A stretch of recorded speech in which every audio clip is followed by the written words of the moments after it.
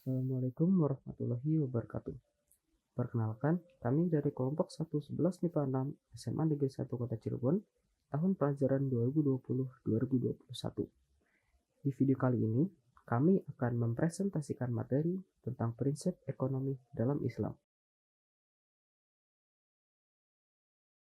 Kelompok kami beranggotakan saya, Satrio Agna, absen 32. Saya Nindya Alni Putri, nomor absen 5. Perkenalkan, nama saya Malina Sabila Rizkia, absen 16. Perkenalkan, nama saya Muhammad Akbar Maulana, nomor absen 18. Nama saya Ratu Batrisya dari kelas 11 MIPA 6, nomor absen 28.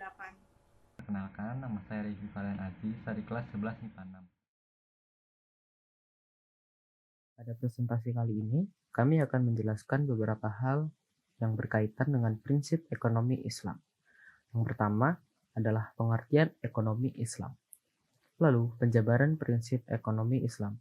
Kemudian, ciri-ciri ekonomi Islam, dan yang terakhir adalah tujuan dari ekonomi Islam. Pengertian ekonomi Islam. Ekonomi sendiri adalah sesuatu yang berkaitan dengan cita-cita dan usaha untuk meraih kemakmuran, yaitu untuk mendapatkan kepuasan dalam memenuhi segala kebutuhan hidupnya. Adapun ekonomi Islam merupakan sistem perekonomian yang dilaksanakan atas dasar-dasar hukum Islam.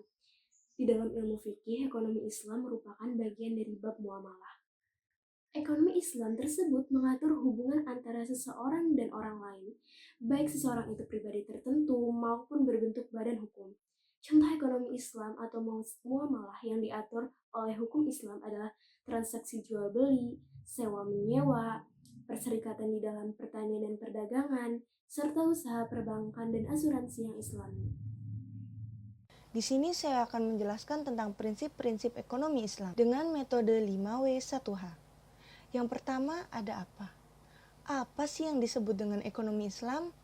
Di slide sebelumnya telah dijelaskan bahwa ekonomi Islam adalah sistem perekonomian yang dilaksanakan atas dasar-dasar hukum Islam.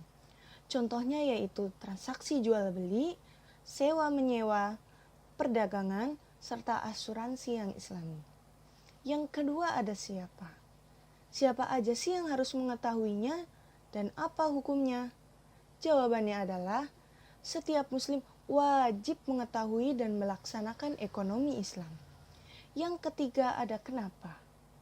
Kenapa sih setiap muslim wajib mengetahui dan melaksanakan ekonomi Islam? Karena menjalankan ekonomi Islam merupakan sebuah bentuk menjalankan ajaran Islam secara kafah. Kafah secara bahasa yaitu keseluruhan. Muslim yang sungguhan adalah muslim yang mengamalkan ajaran Islam di setiap aspek kehidupan. Seorang muslim belum bisa dikatakan kafah jika ia belum menjalankan ajaran Islam di segala aspek kehidupan. Yang keempat ada di mana? Di manakah ekonomi Islam dilaksanakan? Umat muslim melaksanakan ekonomi Islam di setiap tempat yang mengadakan ekonomi Islam. Sebagai contohnya ialah pasar. Yang kelima ada kapan. Kapan sih umat muslim mengadakan ekonomi Islam? Umat muslim melakukan ekonomi Islam pada setiap transaksi jual beli ataupun yang lainnya, pada kehidupan sehari-hari. Yang terakhir adalah bagaimana. Bagaimanakah umat muslim dapat melakukan ekonomi Islam? Yaitu dengan cara memahami terlebih dahulu prinsip serta hukum-hukum ekonomi Islam.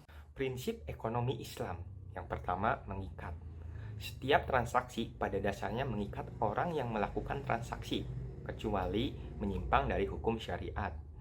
Misalnya memperdagangkan barang haram. Pihak-pihak yang bertransaksi harus memenuhi kewajibannya yang telah disepakati dan tidak boleh saling mengkhianati. Yang kedua, sesuai etika. Syarat transaksi dilaksanakan secara bebas tetapi penuh tanggung jawab serta sesuai hukum dan adab. Yang ketiga, sukarela. Setiap transaksi dalam ekonomi Islam dilakukan secara sukarela tanpa adanya paksaan dari pihak manapun. Yang keempat, dilandasi niat. Diwajibkan agar setiap transaksi dilandasi dengan niat yang baik dan ikhlas karena Allah Subhanahu wa Ta'ala. sehingga terhindar dari segala bentuk penipuan, kecurangan, dan penyelewengan. Yang kelima, adat kebiasaan. Adat kebiasaan atau urf tidak menyimpang dari syariat. Boleh digunakan untuk menentukan batasan atau kriteria-kriteria dalam transaksi. Dalil prinsip ekonomi dalam Islam. Dalam prinsip sukarela, Allah berfirman, A'udzubillahi minasyaitonirrajim. Bismillahirrahmanirrahim. Ya ayyuhalladzina amanu la taqulu amwalakum bainakum bil batili illa takuna tijaratan antarodi minkum wala taqtulu anfusakum innallaha kana bikum rahima. Artinya, hai orang-orang yang beriman, janganlah kamu saling memakan harta sesamamu dengan jalan yang batil, kecuali dengan jalan perniagaan yang berlaku dengan suka sama suka di antara kamu. Dan janganlah kamu membunuh dirimu, sesungguhnya Allah adalah Maha Penyayang kepadamu. Quran Surat An-Nisa ayat 29. Selanjutnya, dalam prinsip niat yang baik, dalam hadis disebutkan Nabi Muhammad SAW melarang jual beli yang mengandung unsur penipuan. Hadis riwayat Abu Daud. Di sini saya akan membacakan prinsip-prinsip ekonomi dalam Islam. Yang pertama ada kepemilikan multijenis. Kepemilikan multijenis merupakan turunan dari nilai tauhid dan adil. Islam mengakui kepemilikan pribadi, negara maupun kepemilikan campuran. Namun, pemilik primer hanya milik Allah SWT. Lalu yang kedua ada kebebasan bertindak dalam berusaha. Kebebasan bertindak dalam berusaha ini merupakan turunan dari nilai nubuwah, adil dan khilafah. Nilai ini memiliki arti bahwa setiap manusia memiliki kebebasan dalam bermuamalah. Dalam bermuamalah, manusia diwajibkan untuk meneladani sifat-sifat Rasul, yaitu yang pertama sidik, amanah, patonah, dan tablik. Selain itu, tetap juga harus menjunjung tinggi nilai keadilan dan taat terhadap aturan yang berlaku dalam pemerintahan, agar tidak terjadi distorsi dalam perekonomian. Lalu yang terakhir ada keadilan sosial. Keadilan sosial merupakan turunan dari nilai khilafah dan ma'ad. Nilai ini memiliki arti bahwa pemerintah bertanggung jawab atas pemenuhan kebutuhan pokok dan terciptanya keseimbangan sosial sehingga tidak terjadi ketimpangan antara yang kaya dan yang miskin. Ciri-ciri ekonomi Islam yang pertama menggunakan sistem bagi hasil. Salah satu prinsip ekonomi syariah adalah pembagian kepemilikan yang mengedepankan keadilan. Artinya, keuntungan yang didapatkan dari aktivitas ekonomi dibagi secara adil. Misalnya dalam perbankan syariah, ada bagian keuntungan untuk bank maupun untuk nasabah. Yang kedua, menggabungkan nilai spiritual dengan material. Kekayaan yang didapatkan dari kegiatan ekonomi dapat digunakan untuk zakat, infak, dan sedekah sesuai ajaran Islam. Yang ketiga, memberikan kebebasan sesuai ajaran Islam. Ekonomi syariah memberikan kebebasan kepada para pelaku ekonomi untuk bertindak sesuai hak dan kewajiban mereka dalam menjalankan perekonomian. Yang keempat, terikat akidah, syariah, serta moral. Semua kegiatan ekonomi didasarkan pada akidah, syariah, dan moral untuk menyeimbangkan perekonomian. Yang kelima, menjaga keseimbangan rohani dan jasmani. Tujuan ekonomi syariah bukan sekedar untuk keuntungan fisik, namun diarahkan untuk keuntungan dan ketenangan batin di dalam hidup.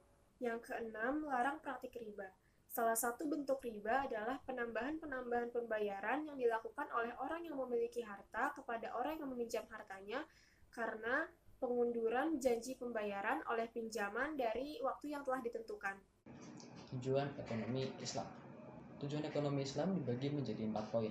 Yang pertama adalah kesejahteraan ekonomi dan norma moral Islam.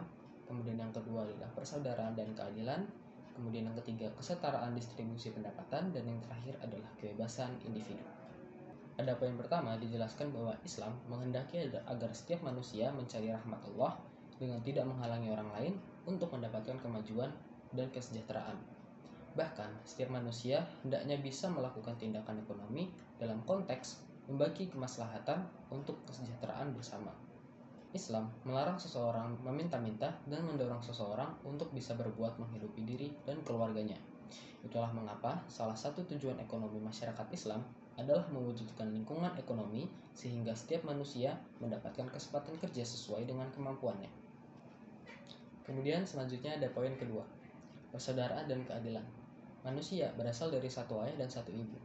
Berbagai jenis suku bangsa yang ada di dunia ini dari berbagai warna kulit, badan, rupa, keturunan, ataupun semuanya merupakan satu keluarga besar dari ayah dan ibu yang sama, yaitu Nabi Adam alaihissalam dan Ibu Siti Hawa. Selain menekankan pada persaudaraan, Islam secara bersama juga memberikan penekanan pada masalah keadilan. Seseorang yang mengaku beriman sekalipun namun tidak dapat berlaku adil, tidak akan mendapat pengakuan dari Allah Subhanahu wa taala. Kemudian poin selanjutnya adalah kesetaraan distribusi pendapatan. Tanpa adanya kesetaraan distribusi pendapatan, maka rasa persaudaraan dan keadilan akan sulit untuk dicapai. Selain itu, pada dasarnya, segala yang ada di dunia ini adalah hakikatnya milik Allah Subhanahu wa taala. Maka tidak ada satu alasan pun bagi kita untuk menahan sumber daya Allah hanya pada sebagian orang saja. Untuk kepentingan itulah syariat Islam menekankan terjadinya keadilan distribusi dan menyediakan sebuah sistem untuk terwujudnya keadilan distribusi pendapatan, dengan harapan bahwa setiap individu mendapatkan jaminan untuk bisa memperoleh standar kehidupannya secara baik dan terhormat. Kemudian poin terakhir adalah kebebasan individu. Kepercayaan dalam syariat Islam mengajarkan bahwa manusia diciptakan oleh Tuhan dan mengabdi hanya kepadanya saja. Karena hal itu, kebebasan individu adalah salah satu tujuan diterapkannya ekonomi Islam. Sekian saja presentasi dari kami. Kurang lebihnya mohon dimaafkan. Wabillahi taufiq wal hidayah. Wassalamualaikum warahmatullahi wabarakatuh.